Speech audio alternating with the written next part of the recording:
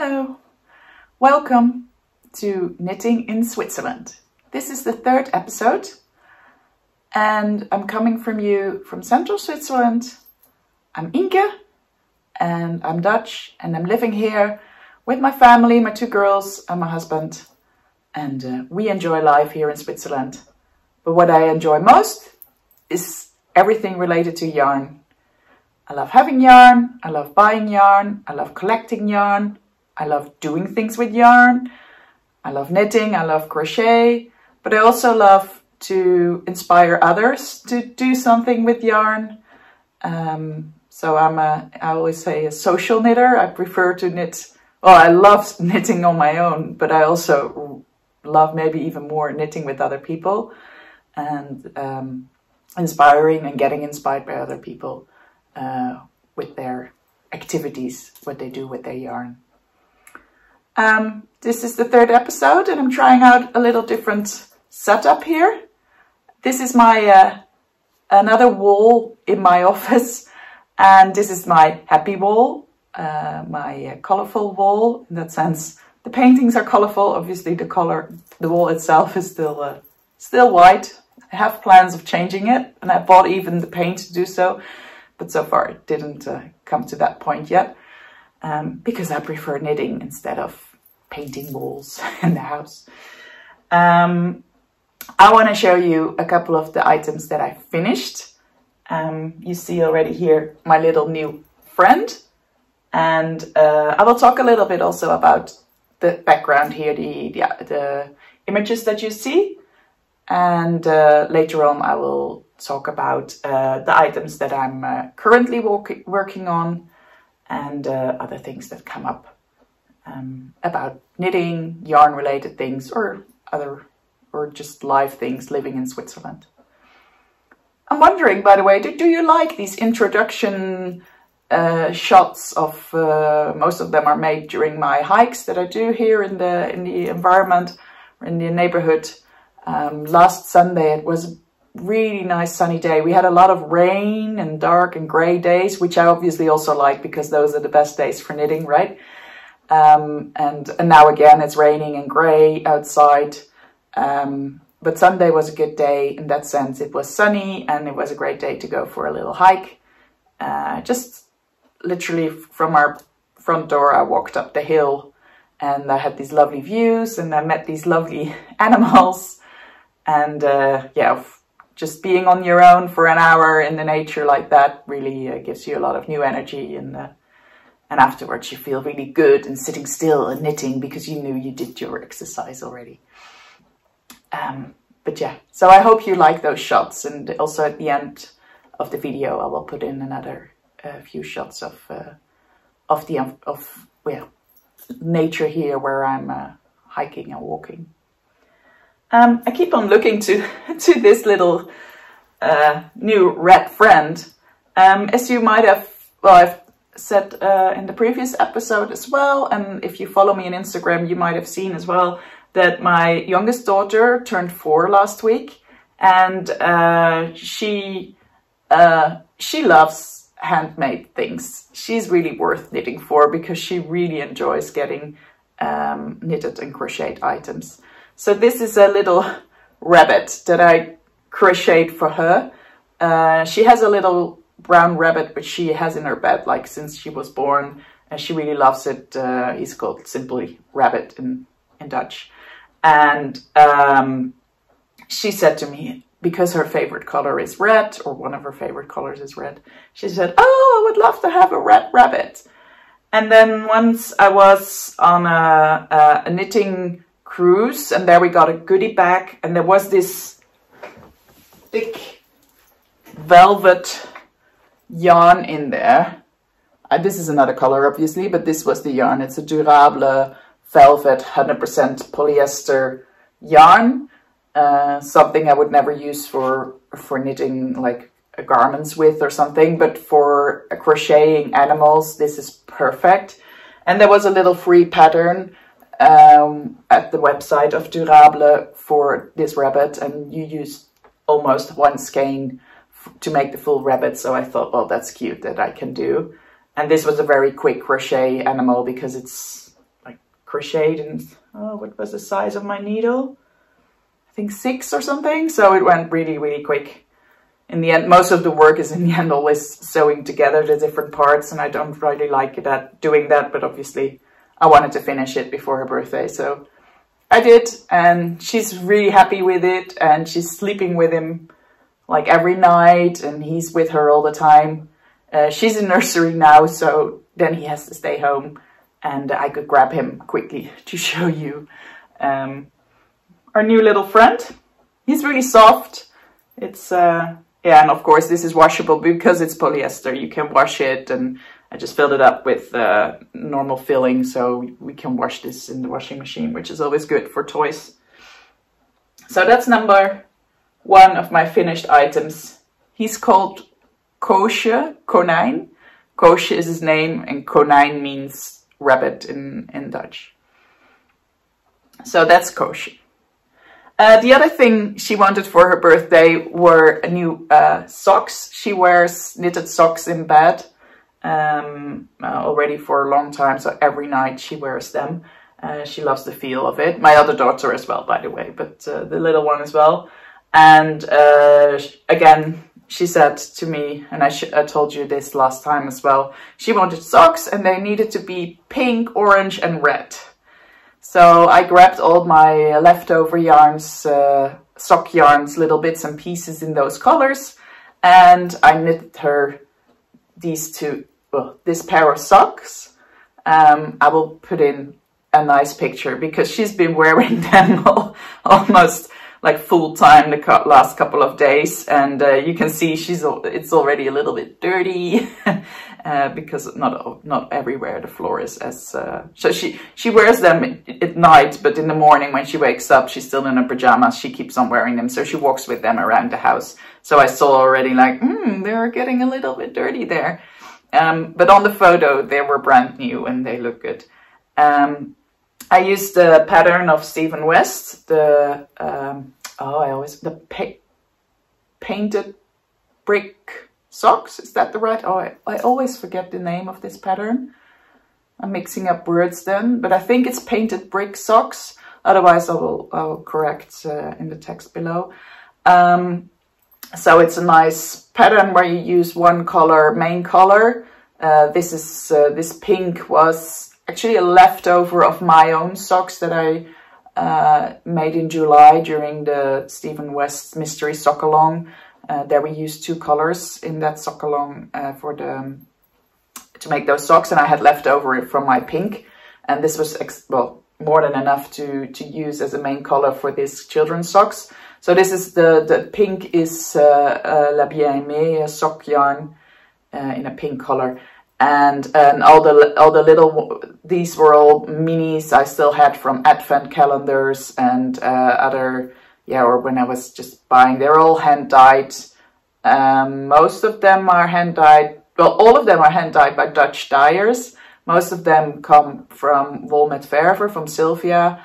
And 1 or 2, I think 1 is from Wool Verhalen, from Catharina. She's another Dutch dyer. So, yeah, I really liked knitting them. It's fun because you have to change colors so often, and you can choose like, okay, what's the next color going to be? I knitted the smallest size of the pattern, and I was trying it on, and I was already like, it's going to be a bit tight, because you do the slip stitches that really makes your socks less elastic than if you just have stockinette stitch all around. So the pattern makes that the socks are not that elastic, but I could get them on her feet, and and then afterwards I washed them and blocked them, and I blocked them literally on a small bottle to make sure that they were stretched a bit further, so now she can more easily put them on her than before. It does, well, if I would have known, I would have knitted a size bigger, because you can see it's a bit stretched out now, and there's a little thingy there. You can see it's a little stretched out, the patterns, the stitches are a little stretched out, and it's less beautiful, I would say, than if you have if you don't have to do that. So for the next time, I would definitely make a bigger size, even for her as a 4-year-old. I also noticed that my gauge was a bit off. So it's not the fault of the pattern, it's my fault not checking gauge in the slip stitch pattern. Yeah, so lesson to myself. But yeah, anyway, they fit now and she loves them, and yeah, they were really a fun knit to make. And I managed to finish them before her birthday. I only had, I think I started like 2.5 weeks before her birthday, and they were finished like a few days before her birthday. So that was nice. So I had 2 handmade presents for her. She did get some other presents as well, but these were definitely ones that she was really happy with and which she's using. So that's also fun to see that when you make something, they also use it and like it. Yeah, so that's about the 2 finished projects that I made. Then I think it's time to talk a little bit about my background here and the book you see over there. Also, already in the previous episodes, I talked... Oh, just realized I didn't say what I'm wearing. I'm wearing my Stephen West MCAL shawl from last year. So this was the Mystery Make Along from 2022. The Twists and Turns shawl. That was my first mystery make along or make along for knitters that I joined. I only started knitting around 2 years ago, and obviously my first projects were like very simple, straightforward stockinette things. I made a pair of socks and another pair, but then I wanted to make something else, and then I heard about the Mystery Make Along from Stephen West, and I thought, well, let's give myself a challenge and let's do that, join that. And I loved it a lot, and I learned so much. I really had to watch all his videos and instructions, because I never did like these kind of decreases and increases. I never did before any cabling. I never did before any short rows. Also this like these cable stitches, that was all new to me. So I was watching his videos like 100 times to see what I had to do, and then also together with the pattern, I was literally row by row doing what there was written. But yeah, I managed even within the 4 weeks. Loads and loads of hours of knitting, but I made it, and I'm very happy with it. The colors are 3 colors. This was an official kit from Stephen and Penelope. It was dyed by Aiden from Undercover Otter. He's a Dutch, she's a Dutch, they, I have to say, is a Dutch dyer. And on a very nice base. The yarn is a combination of silk and merino, I think. I have to check that, but I think that's it.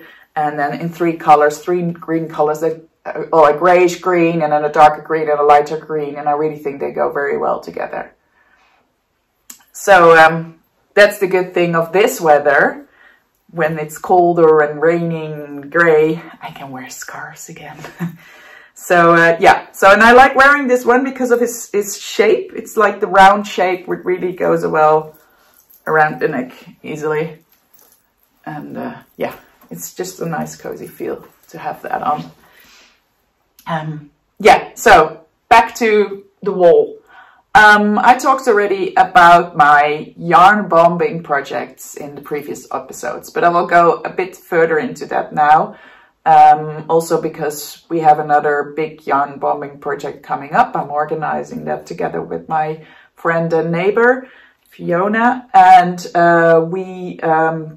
we started with this in 2020, the winter of 2020, when we all were in lockdown during the COVID pandemic. That was like the first COVID winter. where everybody was home, and we couldn't travel, we couldn't meet family, we couldn't see people.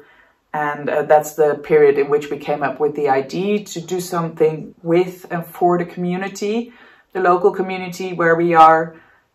So our valley here in the central Switzerland, I'm living in a small town around the lake, and this is like this little valley around the lake has a couple of towns. And I would say in total there's maybe around 20,000 people living here. Maybe that's already exaggerated. Between 15 and 20,000, I would say, live in this valley.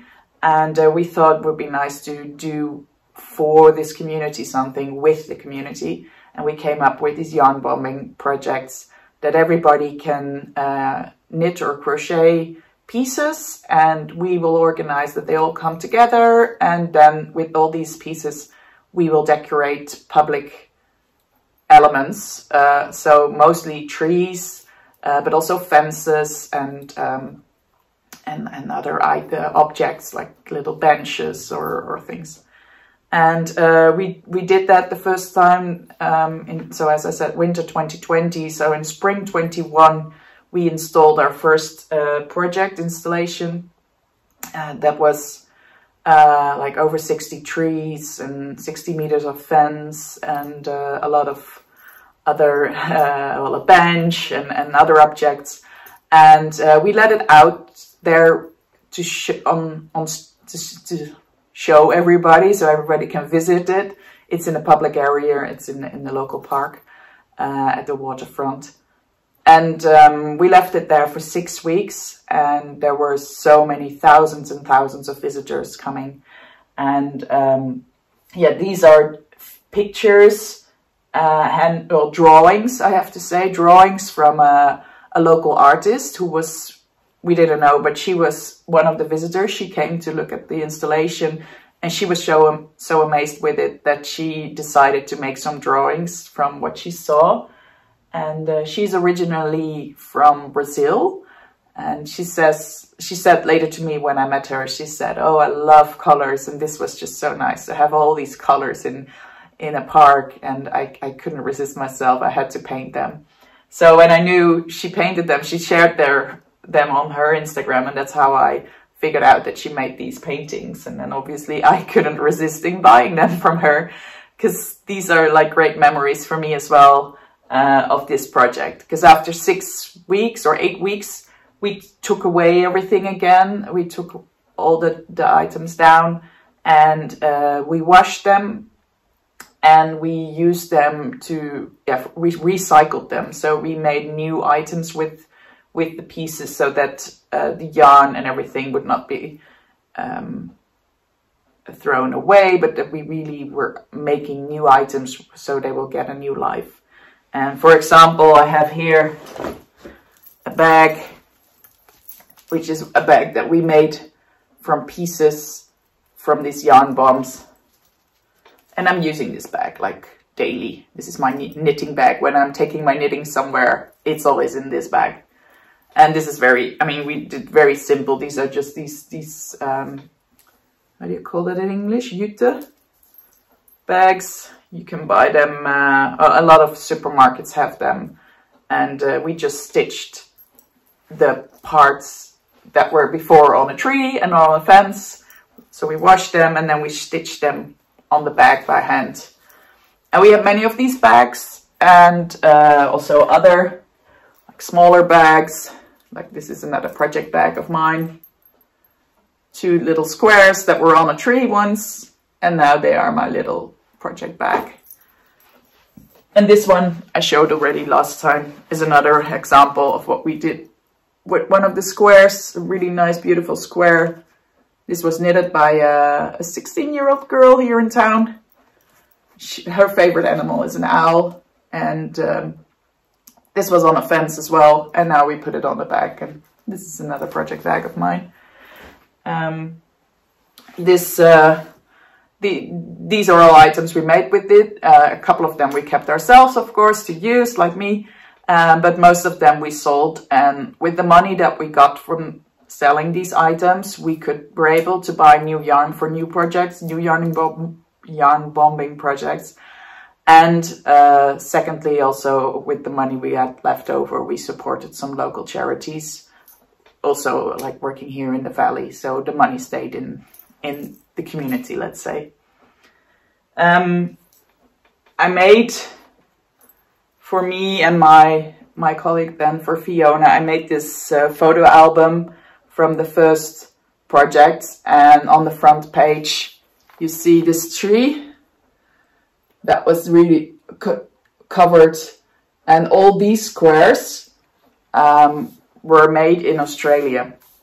My Fiona, the friend with whom I'm doing this, she is Australian, she lives here, but she's originally from Australia, and her family and friends of her family heard about that we were doing this project, and they said, oh, can we join as well? And we said, well, yeah, if you just knit your squares, like we said, 25 centimeters by 25, and make sure they're here in time, we can help, we can use them, we can put them up.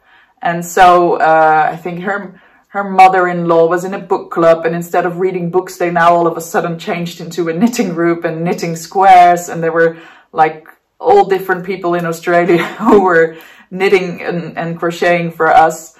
And in the end, they sent us a box with over 60 squares. So we could cover, this is pretty big tree actually, and we could cover the whole tree in Australian squares. So this was our Australian tree. This was one of the 60 trees that we covered, but that was the Australian tree. And here you see the same tree. This is a drawing of the same tree. The drawing Eliz made, the Brazilian painter. So she also thought that was one of the nicest trees that we covered. And I love how she painted, draw as well, this lady who is looking at the tree. And the lady is still wearing a mask, and that's, of course, that was in those days what we had to do. We had to wear the masks also outside and in public spaces. So also during, for example, the installation of this project, we were still wearing masks, and it was really in the middle of Corona times. And yeah, that she is here on the painting wearing that mask is for me such a sign of, and also of a time, you know, that you know, okay, what year was it again? Oh yeah, of course, it was that period when we were all sitting at home and being sad that we couldn't visit people. And so, and then this installation was a reason for people to come out of the house and enjoy something. And that was the feedback we got from many people, was that it was just so great to be outside and see something fun and colorful, and which would cheer me up and which would bring joy. And that's exactly what a lot of people liked. Also here, I hope you can see that as well, is a little girl in between our pom-pom garden, as we called it. We made a lot of pom-poms. We had a lot of children actually who helped us with making those pom-poms, and we put them on sticks, like these wooden sticks you would use in your garden, on the top of the stick, and then we just put the sticks in the grass fields all together, and then it looked literally like there was a pom-pom flower garden, and kids loved to walk around it and in between, because the pom-poms were on their eye height, and they were cuddling and the pom-poms and touching them and looking at them or running around them. So that was really fun. So it's also nice that she not just painted the pom-poms here, but also the little girl who is enjoying them. Let's see, can you see this little one? Yeah, this is one of the other trees. It was a yellow tree with a lot of yellow squares in it. And the other ones are not that well here inside. But I can put in some photos of these images now in the video as well. So you can see there is one bigger one, big tree, which had Aegeri Farbig on it. And you might have seen here as well. That's the name of our yarn bombing projects. They're called Aegeri Farbig. Aegeri is the valley, the name of the valley where we're living in, so the community. And Farbig means colorful in German. So we say actually colorful community. And that is also our aim with these projects. It's to bring color to the community, because we know that color brings joy, color brings happiness, and knitting together brings happiness, but knitting with colors brings happiness, of course. And so that's why we call it that way. So we always say we stitch the community together, one stitch at a time, by doing these projects. So that was the first big yarn bombing project. After that, we did one other big one the next year. That was the Aegeri Zoo, meaning again a yarn bomb, but there we had a theme, because this was just colors. This was the first time we did it. We said just make it colorful. For the rest, there was not real theme. And then the second big project, we thought it would be nice to have a theme, and then the theme was zoo. So we had a lot of the items were in animals. So we had a lot of trees in animal forms. So we had a lion tree, we had a giraffe tree, we had a flamingo, we had a elephant tree. We had all these different animals, big animals, small animals, but the whole thing was animal themed. So we called it our Aegeri Farbig Zoo.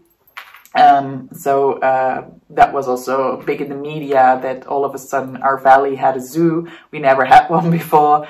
And people from all over the country came to visit. And again, after 6 weeks, we took it down, washed all the items and recycled them.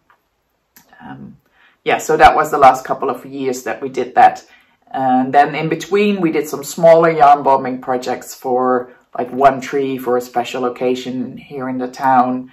Or last year we did the garden. We did some yarn bombing in the garden of an elderly home. They contacted us that the people living, that they thought it would be nice for the people living there to knit and crochet together, and then have this yarn bomb installed in their garden. So we helped them with that as well, and that was really nice. And then last June, we were actually doubting if we would do another project, because we normally do our projects in the sense that we start in autumn and we knit during the winter months, and then we come out like in public in March, April, in spring, and then we take it down before the summer again. So last June we were doubting if we would do another project for this autumn, because it takes a lot of time to organize these kind of projects, because you're dealing with a lot of people. We have over 300 participants. That means a lot of communication. It means a lot of time from our side spent on project management. We have to arrange the yarn getting to people. We have to arrange that they know what to make. We have to make sure that everybody can be involved. Also those who cannot come. We organize meetups, but also there's always people that cannot come to meetups. So we have to bring them the yarn to their homes. And yeah, we make press releases, we make newsletters, we are interviewed by press. We have to organize subsidies, we have to organize permissions. Yeah, it's just a lot of work behind the scenes. We love doing it, but it's also a lot of time consuming, and of course it's totally voluntary work. So there's always this balance that I'm happy to do things voluntary if it brings a lot of energy to me, and if it's something that I enjoy and that I'm really proud of doing. And after 2 years of intensive yarn bombing, we both felt, Fiona and I felt, that we were a bit at the edge of, oh, can we come up with something better again, and that's something we can be again proud of? Because that's the thing, we are both a perfectionist in a way that we only want to do things that are really, really good, and we want to surprise people in the quality and in the amount and in the specialty of the project. So in the last couple of years, we've thrown in so many of our RDs, and we felt a bit that our RDs were a bit gone now. We couldn't come up with things that would come up with what would be even better than the things that we did last time, or nicer, or yeah, just more fun. And so we were doubting if we would do another project. But then in June, we got a letter out of the blue. We're not expecting this at all. We got a letter from our municipality, and actually the two big municipalities that are here in the valley, and stating that we won a special award for our work. So we received an award for our work for the community, and the award for culture, because it's seen as cultural projects, because we bring art, it's yarn art, of course, that we bring into the community. So this is, but it's not only culture, I would say, it's also related to social aspects, of course. But we won this award, and the reactions we got were so mind-blowing. Like, of course, we did get a lot of reactions from visitors and from participants, but it's also really nice. I never realized this, but it was really nice to hear also from formal organizations, like from the municipality, like for politicians, people working there, saying that they were so happy that we did this and that this was so good for the community, and that they are so proud that that we live in their community and we do these things. And yeah, that really touched us. That was so nice to get this recognition also from the official authorities. Because obviously that's not the reason why we do it. We do it because we love doing it, and we love the effect it has on our participants and on the people who are visiting it. But it did give this extra push, I must say, that to get this also official recognition of the work we do.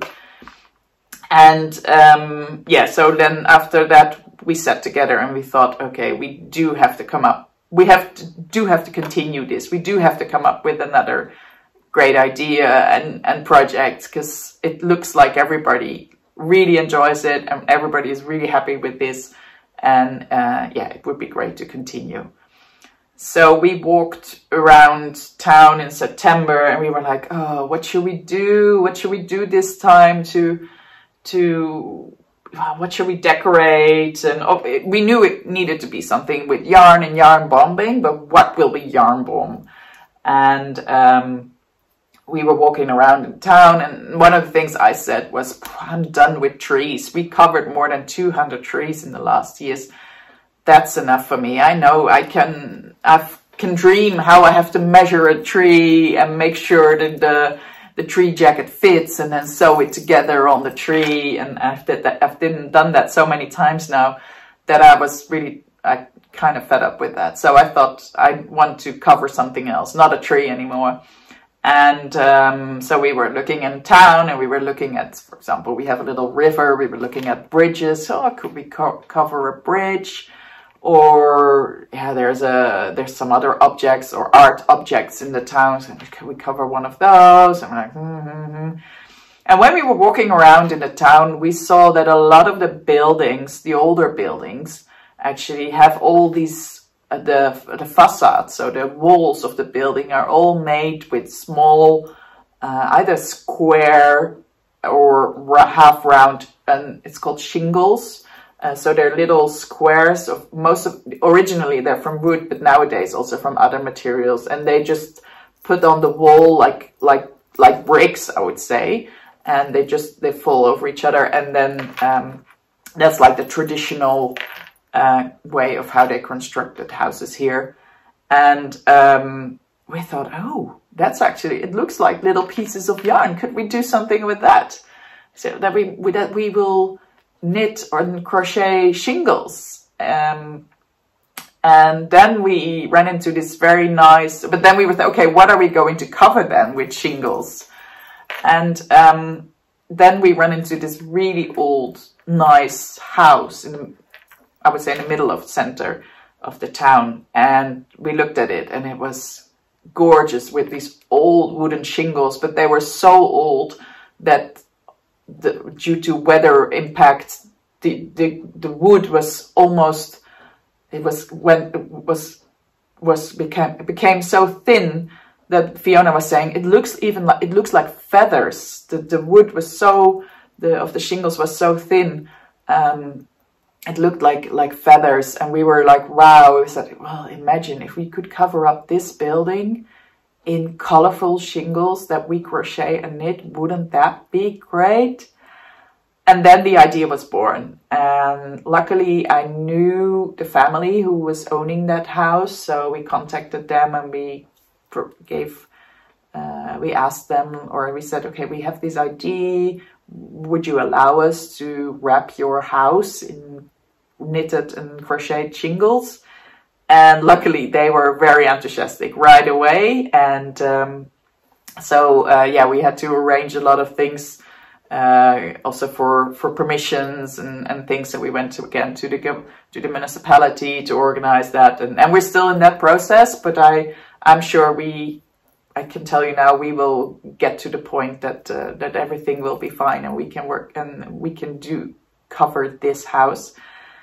We do need to figure out still a lot of things concerning like how to hang up these knitted squares on the house and without destroying the house, of course.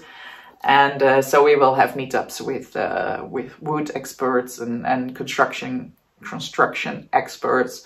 And we were actually laughing because then say, okay, now we finally can use the man, because of course most of our participants are still women, and there are a few men that do knit and crochet with us, but it's like majority are women, and it's still considered as a female project. And it's just fun that we thought, okay, this time we really do need men traditionally, because we don't know that much about wood and wood constructions of houses. So traditionally that is still a job here for companies where mostly or only men are working. Yeah, so we said we now need our men to do so. So what we are going to do is that we're going to ask everybody from now on to knit and crochet as little squares, 15 by 15 centimeters. I have a few examples here. These are knitted diagonal, but it doesn't need to be. You can knit horizontal, of course, as well, or crochet granny square of 15 by 15 centimeters. And then these we will all put together, and then layer for layer we can hopefully cover up the whole house. We calculated that we need at least 2,000 of these little squares, and that's a lot. But yeah, our community is already used to our crazy ideas, I would say. So I'm convinced that a lot of them will join us again, and will start knitting and crocheting these squares. But also we need more than the other years. So we also need more people joining us. So if you are watching this and you say, hey, that's a fun project, I would like to join, or I know people that would like to join, just crochet and knit these squares and make sure we get them before mid-March, because mid-March 24 is our deadline for handing in pieces, and then we have time to stitch them together and to make these constructions and how we can put it up. And then beginning of April we will put up the whole installation, and then it will be on show for 6 to 8 weeks. Yeah, so that's the plan. Of course, it's a plan, and we are fully depending on the help of others. We need dozens and dozens of hands helping us, and you can never be sure you will manage. So we always say, okay, this is our plan. We would love to do it this way, but if we don't get enough pieces, we have to adapt our plan, of course. And on the other hand, if we do get a lot of pieces, we can do more than just the shingles. We can also maybe cover the shutters of the house, or we can make some flower crocheted or knitted flower pots to decorate the house, or we can make curtains in the house, or we can decorate items that we put in the windows, or I mean, there are many more options. If we can, once we have enough shingles and we can cover the whole house on the outside, then we can go into more details and other fun items that can be made. But step by step. We first have to start up this. I'm currently making poster and flyers, writing press releases, writing articles to publish in local media, and we're preparing our website. And once that's all up and on, then we can communicate and go into the world. It's an ideal project, yeah, because that was something I was going to I wanted to say is about yarn, what we use.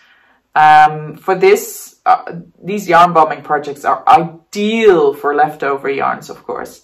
And how we normally work is that we ask people for yarn donations. So every yarn you have at home and you're not using anymore, please give it to us. And then we put it in baskets, and we put these baskets around in the valley, in public spaces, like there's one in the pool, there's one in the municipality house, and one in our front door.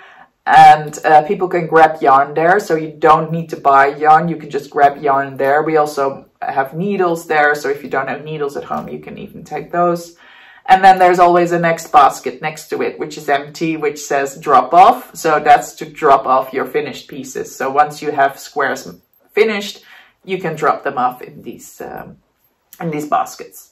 And that way we really reuse leftover yarns. And we always say we can use everything you have. If it's like all very old gray dark sock yarn up to colorful whatever, any type of yarn, mohair, anything is good. We can use everything, and that's what we did also in the previous projects. In the end, we used all the yarn we had. And literally after the last project, we used all the yarn we had, so we didn't have any leftover yarns left. So the last couple of weeks I've been calling out again for people to donate yarn if they still had something in their cellars or attics or wherever. And that really gave it a push. So I'm looking at that direction. Literally yesterday I got like 5 more garbage bags of yarn, leftover yarns. It's like boxes full I have now ready. So I think we have enough for the first weeks or months to do this project. We might need to buy some yarn in later stages as well, if especially if we do some special items on the house that we say, okay, we want to do, for example, the shutters in one color. I have to make sure that we have enough yarn of one color. So then I do buy some yarn sometimes to give to people to do these like specific tasks, to knit a specific piece in a specific design. That's for special design elements. So then I do buy some yarn, and then obviously we buy the cheapest polyester, acrylic yarns, because not only they're cheaper, because we don't have that much money, obviously, we work with them for the community, but also because acrylic yarns are light, they dry really quick when they get wet outside, and they don't fade that much in the sun. So that's what we see with the wool and the cotton. They obviously fade much quicker, get heavier when they're wet, sink a bit, like if you have a big. We sometimes still have snow, of course, also on our installation. So snow and rain and wind, you see that in the end the acrylic yarns they bloom up quicker again than the natural fibers. Yeah, so that is a little bit about our yarn bombing projects, or a little bit. I've been talking a long time. I wanted to tell you a little bit about what I did yesterday, because that's related. I just put down the book. Yesterday I was invited to a knitting group in a town, like, let's say half an hour drive from here. They heard about our yarn bombing projects, and they all came to visit in previous years our yarn bombing projects, and they come together like once a month, and they knit either on their own projects, or they knit for charity. So they knit socks for charity, or blankets for charity. And they invited me to talk about our new yarn bombing project and about yeah, why we are doing this and the history, and well, I would say actually everything I just told you. So they invited me to do that, and then they were so kind to already hand. Well, first of all, they gave me a lot of leftover yarn, so those baskets I can now fill with the yarn, a lot of the yarn that I got yesterday from this knitting group. And they already then also made these little squares, which were originally meant for a charity blanket, but then they said, oh no, we think it's nicer if you use them first, and then afterwards, after we do our yarn bomb project and we take it down again and we wash all the items, we can still make blankets with these. So these are just beautiful squares they knitted for us and I got yesterday. And this knitting group, it was such a lovely group. There were, I would think about 20 women from different towns, different locations. And I was sitting next to one, the oldest of the group. She was 97. And she always has to drive an hour with her Scoot Mobile, you know, these little scooter things with 4 wheels for older people who are not so mobile anymore. She drove an hour through the rain and the wind to get to her knitting group. And when she was there, she was sitting next to me and she knitted a baby blanket in mohair. And she didn't have enough of the same color, so she said, yeah, I picked another color and I will add 2 sides to it. And then she was knitting on her straight needles but she was lovely. And when I was telling my story for the yarn bombing, her eyes went open and she started smiling and she said, oh, I will help you. I will knit you as many squares as possible. And oh, that would be so nice. And oh, I look already forward to see the house then when it's covered. And I, you know, these things make you smile and these touch your heart because you see you bring such a joy to people. And I mean, there's not a lot of things that she can still do. She was not very mobile. She was walking with sticks and, you know, of course she had pains and aches and everything, which comes with the years. But to see her eyes shine when I told my story and that she immediately said, I want to help you. That was just so nice. And these are the moments and that I'm like 100% convinced that I'm doing the right thing, that I'm putting all my hours in these kind of projects because it really brings a lot of joy to people, to many people, and therefore also to me. And so it's a really nice thing to do. Yeah, so that about the yarn bombing. Next to the yarn bombing, I love knitting for myself. And then I use totally different materials and I use totally different designs and I do different things. So I wanted to tell you a little bit about the new things or the things that I have on my needles now. After I gave my youngest daughter these socks, or before already, when I was making them, my oldest daughter said, I want new socks too. I made her bed socks last year. These. She's been wearing them a lot. And this is just a stockinette vanilla sock, but with stripes. I changed color like every 10 rows. And they're still good, and she loves them. These are her colors. She picked them. She loves rainbows, so she picked the colors, and they were all really nice. I think all of these colors were also dyed by Sylvia from Wool with Verve. So these are her current socks. But now that she saw this pattern from her sister, she said that she wanted the pair as well in that same pattern. So I just started yesterday evening. I casted on the first ribbing. Her colors are, she loves rainbows, but now she's more into the blues and the turquoise. And so she picked a couple of colors from my stash, like a green. Yeah, this will be then the main color, this blue. I have 3 little balls of that, so I hope that's enough. And greens and blue greens and gray blue greens and lighter and darker ones. This is also a nice one, has all different shades in it. So yeah, her birthday is in, I have to check, mid-November, so that's also in 3 weeks. And she has bigger feet than her little sister. She's 9, she will turn 10 on mid-November. So I have to, I don't know yet if I manage to finish these in time for her birthday as well. But I felt that at least if I cast on, then often it goes quicker, because then I can take them with me. I can bring them everywhere. And well, socks are a perfect project to knit on the go. Yeah, so that's all my needles. I still have the other items on my needles I showed in the previous episodes, so don't worry, they're not finished yet. I still work on them, but it goes slow. That goes slow. So I will not talk about those here now.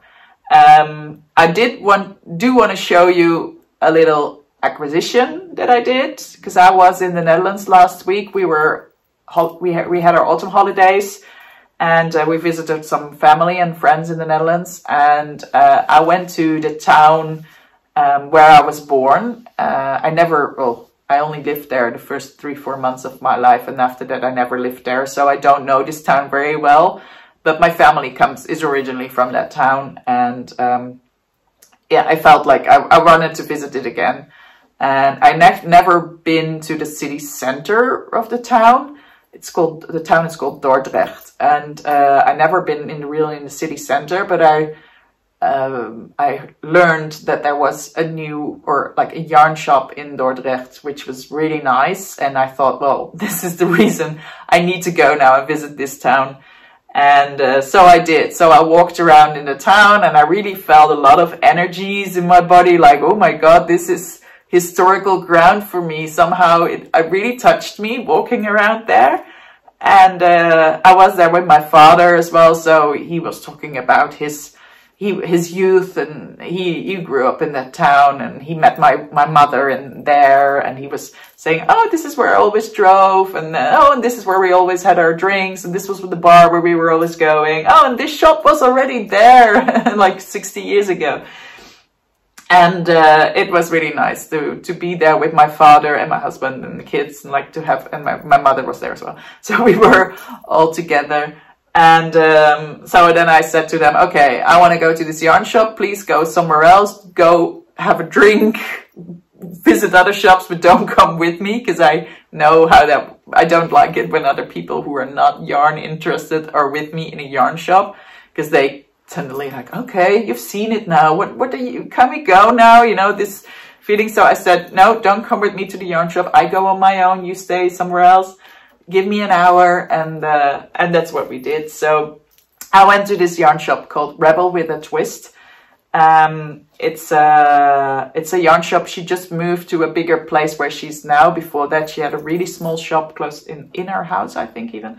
And now she's in literally the longest shopping street of Dordrecht. It's a really long street, and she has a lovely shop. I didn't make photos inside the shop because it was pretty busy, and I didn't want to disturb her or any of the other customers. So I will just add this little one photo of the front of her shop, or where she has put out all these socks. She has a sock window, which is lovely. And there I did it wrong. I didn't have a plan when I walked in. Of course, that's like the worst thing to do, right? Walking in a yarn shop without a plan. So I walked in, and I was just overwhelmed by the colors and the materials. She has lovely, lovely brands, lovely, lovely yarns from all over the world. A lot of special yarns. Yeah, so I could buy everything. But yeah, that wasn't a good idea. So then I all of a sudden realized that I saw a pattern of Natasha Hornby, the Dutch designer, also designed the Leto cardigan, which I showed in my first episode. She just designed a new, she released a new pattern recently, the Malin cardigan. Malin, if I pronounce it well. It's a beautiful, beautiful cardigan. At first I thought, no, I don't need to knit that, because I already have my Leto, and why do I need another cardigan? And but then I was in that shop and I saw that the shop was selling the lead lopi yarn, which is used for that new cardigan. And I thought, oh, I never knitted with lead lopi before. And I know everybody's talking about it. It is a really nice yarn. And I thought, oh, maybe this is my sign. I need to, for once, knit something with lead lopi. And then I thought, well, let me then make this pattern from Natasha, because I really love the pattern.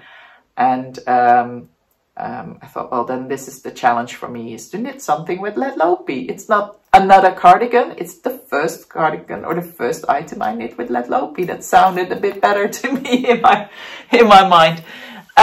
So I picked two colors, because you need a main color for this pattern and a contrast color. And this will be my main color. It's a bluish, I would say jeans blue, gray blue color. Not too dark, because I didn't want to have a too dark yarn, because that's difficult to knit with when the light is not so good.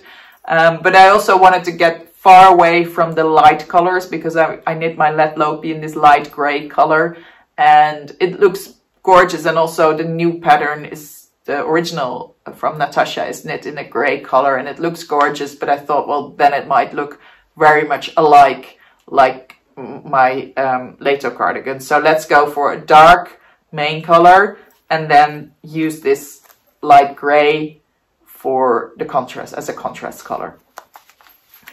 So the blue is color, what is it, 9481, and the gray is color 0054. And I think these two will go really nice together. They have a nice contrast. Yeah, so I bought 11, 12 balls of this and 3 of the gray, because I wanted to make sure I would have enough, because I didn't prepare well. As I said, I had no clue yet which size I was going to make. So on the spot, I decided, oh, I'll probably make size 4 or whatever. And then I took like 1 or 2 extra balls to make sure that I would have enough. I also bought myself a little present in the shop, and this is not yarn, but what it is my advent calendar for this year. So I'm only allowed to open it up, when? 1st of December? I think so. So we have to wait to see what's in there. Obviously, I know a little bit what's in there, but it was already wrapped when I bought it, so I haven't seen really what's inside. So it's a little surprise for me still as well. And yeah, for you then as well. So we'll see in December what's in there. But I'm looking forward in unwrapping it. 24 little presents in one box. Yarn knitting related, because I bought it in a yarn shop. Okay, I think that's it for today. I've been talking already a long time. You see, if I'm getting into my mood, I'm talking. I hope you enjoyed it, and I hope you enjoy the little episodes that I make. If you do so, then please subscribe to my channel, like my videos, and if you want to see more of what I'm doing and little shots, please follow me on Instagram. There I'm almost there, like on a daily basis, with stories or reels or items, and post. So if you like that, I would really appreciate if you would follow me there. And further, yes, I'm on Ravelry. I will put on below all the links of the projects and the things I'm talking about. And yeah, I hope to see you next time. And I hope you enjoy these little chats as much as I do. Okay, see ya. Bye.